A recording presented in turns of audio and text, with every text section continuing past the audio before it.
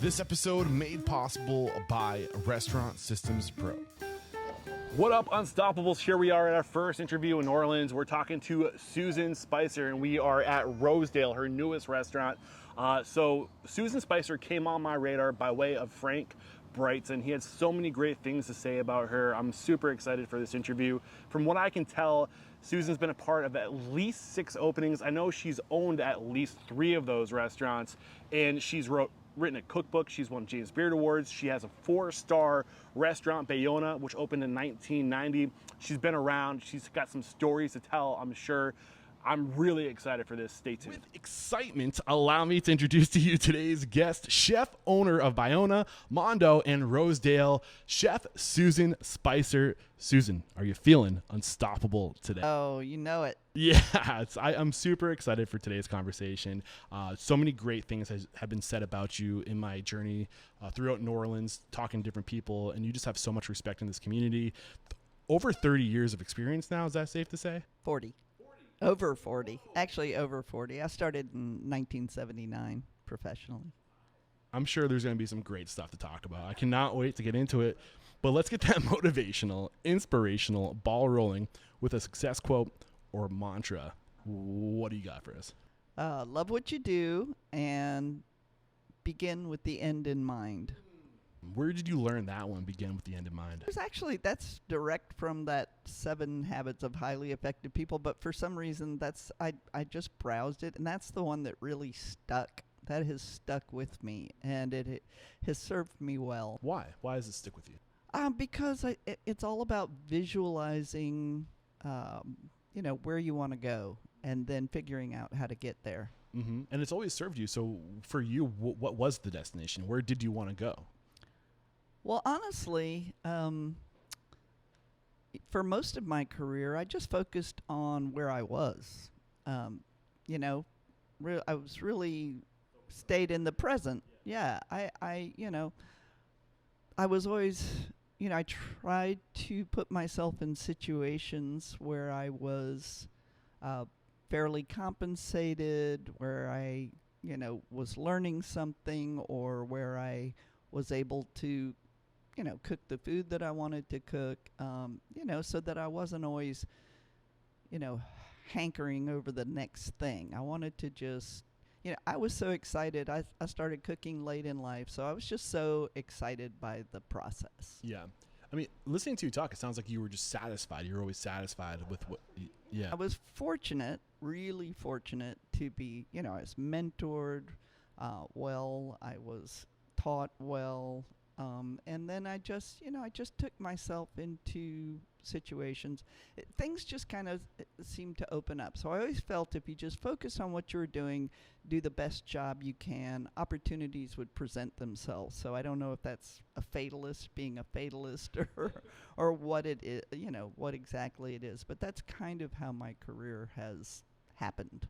Yeah. Listening to you talk, I'm curious. It sounds like you were very satisfied with where you were, and I feel like there's it seems like today people aren't as satisfied with where they are. They're always trying to move on to the next thing. Have you noticed that in your 40 years, have you seen a trend that today people try to progress, move on faster, or are there fewer people that are satisfied? Some of that is just not wanting to have a boss. I think wanting to be your own boss is a big thing for people. Not. I don't know whether it's a, anti-authoritarian, but I think it's just, I know what I want to do and I want to do it now, kind of thing. And for some people that they've been very successful at that. Others, I would advise, I like the process of taking a little more time, learning, working with different people, seeing, what's going on. I didn't do that as much, and I sort of wish that I had a little more time to do that. Is there a period along this early in your journey where you're starting to really recognize that you're like, what was it that made you really fall in love with it? Because right now it sounds like it's still just a job, but when did you? I was curious. I was, I think Pamela was, very high strung, and so she made it through the summer, but the day that Chef Danielle came back, she was gone.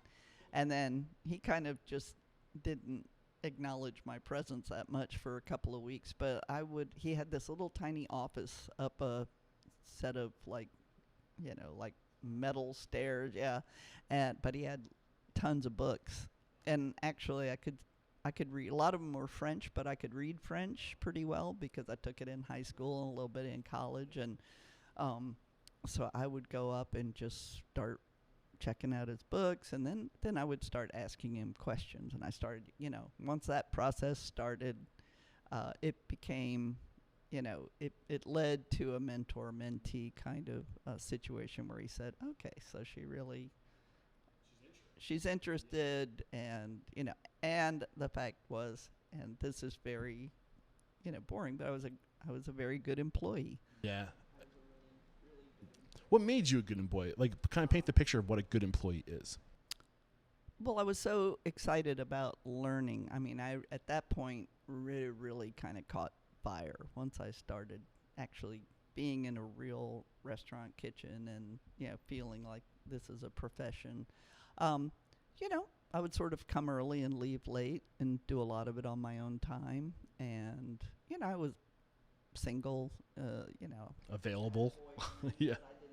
Work was priority. Work was priority, and it was also fascinating to me. So, I was just there. I was kind of willing to, and I'm still the one that, picks up the rotten lettuce off the walk-in floor. I mean, it started then and it continues to this day.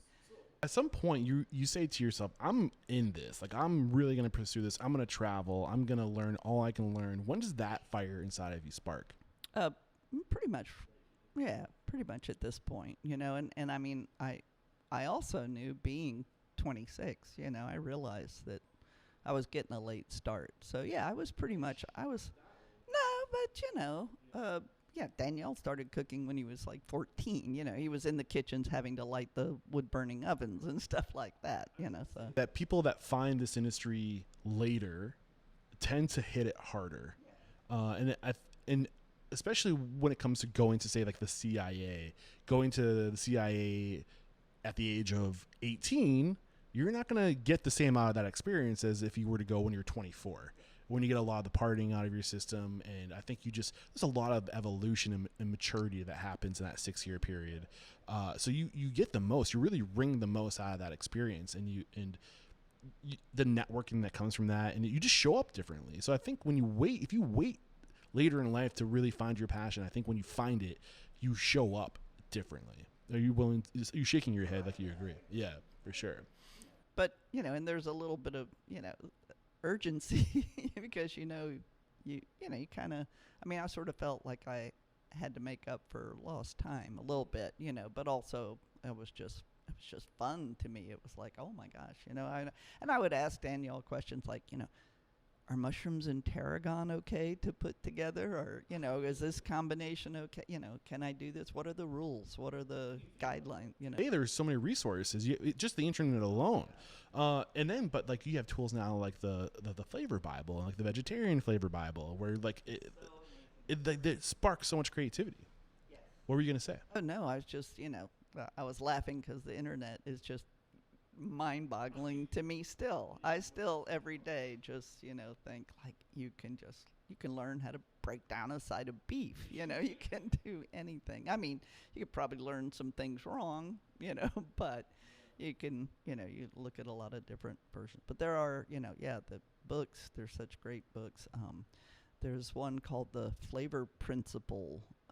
I'm trying to remember the woman who wrote it, but it was really interesting to me. No, it was before that. And she basically talked about, all the different cuisines and how, like, you have a soy sauce-based cuisine and a fish sauce-based cuisine. She broke down the Asian, instead of thinking of just Asian cuisine, there are actually ones that are based more on soy sauce, and then kind of the Southeast Asian where they use fish sauce, and she kind of broke down the basic flavor principles of all the different cuisines of the world, and to me that was also fascinating. It's really a great book. If the name of the book pops into your head, let me know, because I'd like to include that.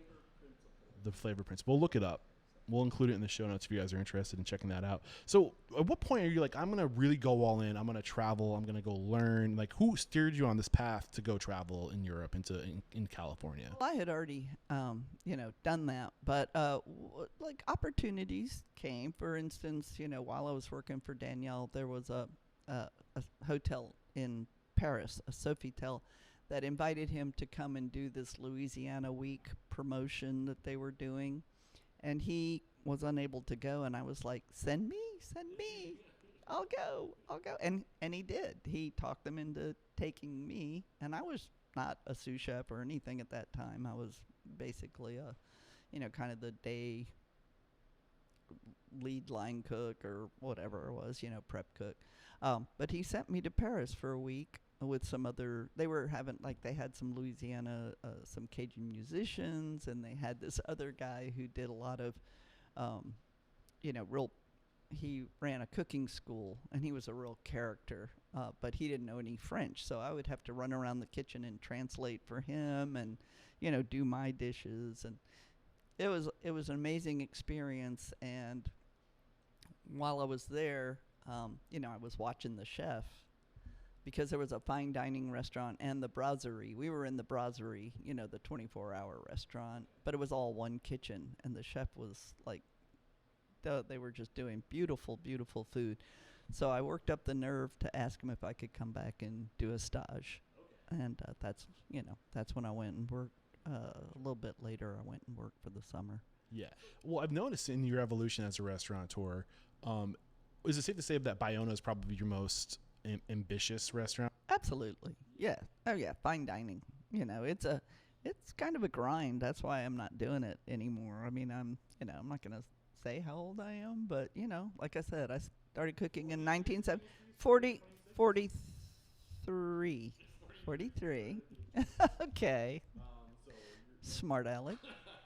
I mean, if anything, I'm just trying to give you credit that you're moving strongly and still going. I mean, most people can't do what you do at this point in their life. Yeah. Well, you build up a certain amount of stamina if you do it that long. I don't. Yeah, it's true. It's true. I mean, I definitely think I have more stamina than most of the youngsters that I have working for me. So back to Bayona and this project that you take on, how did it unfold? Get back into that. So this couple came to me and said, we'd like to back you. If you want to do a different restaurant, a bigger restaurant, why don't let's look at some. So I was like, okay, let's look at some spaces. I liked them. Yeah, it was my partner Regina, who I eventually opened a restaurant with. What was Regina's story up to this point? What was she doing? Came from a pretty wealthy family, and she and Ron loved to wine and dine, and they were just very nice. And these people, were they? What was her role, I guess, in a financial role? She didn't have any kind of restaurant experience, but people think entering into those types of relationships. I mean, we've been partners for 3 decades now, and it's worked out pretty well. It doesn't always work out that well, but she's really the only partner I've ever had. So I don't the other things I've done kind of on my own. So I don't really you just have to have a good feeling. I mean, you want to vet somebody, certainly, and make sure they're not, This is, so when we started talking earlier, when I was giving you like the briefing for today's conversation, I was like, sometimes we get into like personal stuff and it can be weird to talk about these things. And a lot of it is around partnerships, because you don't want to air your, laundry out publicly and talk about challenges you've had with past partners, things that you think they did wrong. You don't want to drag people's names through. Regina and I have very different perspectives. I was always, I would say a little bit more of an employee advocate, and she was more of a bottom line watcher. But she always had faith in me and gave me free reign. So, for that, I'm grateful. If you do that today, imagine what kind of challenge you'd have. I'm so grateful that you sold it just in time. 2019. This is the last question. We made it. You did great. The last question is, if you got the news you'd be leaving this world tomorrow, all the memories of you, your work, and your restaurants would be lost with your departure. with the exception of 3 pieces of wisdom that you could leave behind. The looks that are coming across Chef Spicer's face right now. I mean, you've got to have 3 pieces of wisdom there. I know you do. What are they?